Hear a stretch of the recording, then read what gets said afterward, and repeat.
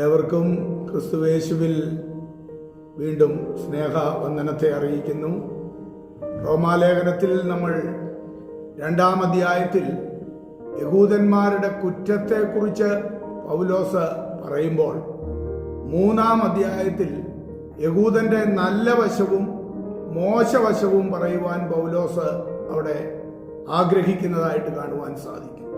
ചോദ്യങ്ങൾ ചോദിച്ച് അതിൻ്റെ ഉത്തരങ്ങൾ പറയുന്ന രീതിയാണ് പൗലോസ് പലപ്പോഴും അവലംബിക്കുന്നതായിട്ട് നമുക്ക് മനസ്സിലാക്കുവാൻ സാധിക്കുന്നത്.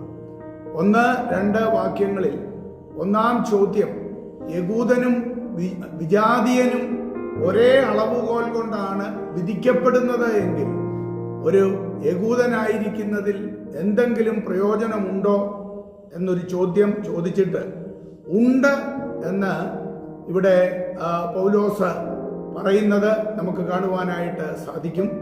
യഹൂദന്മാർക്ക് ദൈവത്തിൻ്റെ അരുളപ്പാട് അഥവാ ന്യായപ്രമാണം ലഭിച്ചു എന്നതാണ് ഒരു പ്രധാന പ്രയോജനം. 3-ാം വാക്യത്തിൽ ഏത് വിധത്തിലാണ് യഹൂദൻ അവിശ്വസ്തത കാട്ടിയത് എന്നത് അവിടെ വ്യക്തമാക്കുന്നു.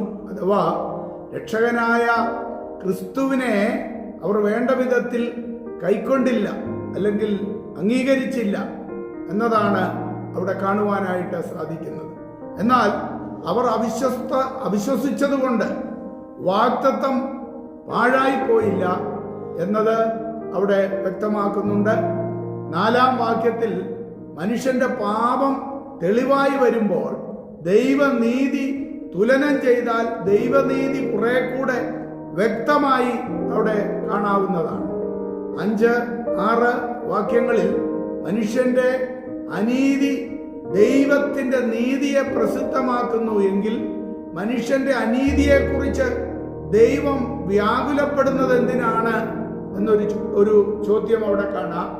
എന്നാൽ ദൈവം മനുഷ്യന്റെ അനീതിയിൽ മഹത്വീകരിക്കപ്പെടുന്നുണ്ട് എന്നും അതിനാൽ മനുഷ്യനെ ശിക്ഷിക്കുന്നത് അന്യായവും നീതിയുക്തമല്ലാത്തതും ആണ് എന്നും ഒരാൾക്ക് വേണമെങ്കിൽ തെറ്റായി ചിത്രീകരിക്കാം എന്നതാണ് അവിടെ കാണുവാനായിട്ട് കഴിയുന്നത്. എന്നാൽ ഒരിക്കലും അങ്ങനെ അല്ല എന്ന് പൗലോസ് വളരെ ഊന്നൽ കൊടുത്ത് പറയുന്നതും അവിടെ ശ്രദ്ധേയമാണ്.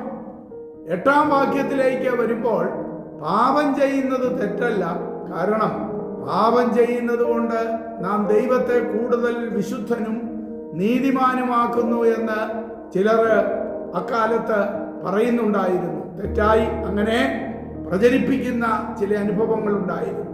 എന്നാൽ അങ്ങനെയുള്ള ചിന്ത തെറ്റാണ്. ഇവർക്ക് വരുന്ന ശിക്ഷാവിധി നീതിയുള്ളത് തന്നെ എന്ന് പൗലോസ് വീണ്ടും ശക്തമായി ആവർത്തിക്കുന്നതും നമുക്കിവിടെ കാണുവാനായിട്ട് സാധിക്കും. അങ്ങനെ എക്കാലത്തും ദൈവത്തിൻ്റെ വചനം കോട്ടിക്കളയുന്ന ഒരു ഗണം ഉണ്ട് എന്നുള്ളത് നാം മറന്നു കളയരുത്. എന്നാൽ ഒരിക്കലും പാപം ചെയ്യുന്നത് കൊണ്ട് ദൈവത്തിൻ്റെ ആ നീതി അല്ലെങ്കിൽ ആ പാപിക്ക് അനുകൂലമായി വരികയല്ല ചെയ്യുന്നത്. പ്രത്യുത പാപി പാപം ഏറ്റുപറഞ്ഞ് ദൈവത്തിങ്കലേക്ക് രക്ഷാമാർഗത്തിലേക്ക് അടുത്തു ചെല്ലുമ്പോൾ ദൈവത്തിൻ്റെ നീതി അവനോട് കരുണ കാണിക്കുന്നു. അല്ലാതെ വീണ്ടും വീണ്ടും പാപം ചെയ്യുവാനായിട്ടുള്ളതായ ഒരു ലൈസൻസ് അല്ല ദൈവനീതി എന്നതാണ് ഈ ഭാഗങ്ങളെല്ലാം വളരെ വ്യക്തമായി നമ്മോട് സംസാരിക്കുന്നത്. അങ്ങനെ നമ്മുടെ പാപത്തിന് പരിഹാരമായി യേശു കർത്താവ് യാഗമായി തീർന്നു. അത് ഏറ്റെടുത്ത് അംഗീകരിച്ച് പൂർണ്ണമായി ദൈവത്തിലേക്ക് കടന്നു വരുന്ന ഏതൊരു വ്യക്തിക്കും ആ ദൈവനീതി അനുകൂലമാക്കുവാനായിട്ട് സാധിക്കും. അല്ലാത്ത പക്ഷം വലിയ ശിക്ഷാവിധിയിലേക്ക് കടന്നു പോകേണ്ടതായിട്ടും വരും എന്ന് തന്നെയാണ് ദൈവത്തിൻ്റെ വചനം പ്രത്യേകിച്ച് ഈ റോമാലേഖനത്തിലും വ്യക്തമാക്കുന്നത്. ആ ദൈവവചനത്തിൽ പൂർണ്ണമായി മനസ്സിലാക്കേണ്ടതുപോലെ മനസ്സിലാക്കി ജീവിപ്പാൻ നമുക്കിടയായി തീരട്ടെ. ദൈവകരങ്ങളിൽ ഏൽപ്പിക്കാം. അവിടുന്ന് നമ്മെ അനുഗ്രഹിക്കുമാറാകട്ടെ. ആമേൻ.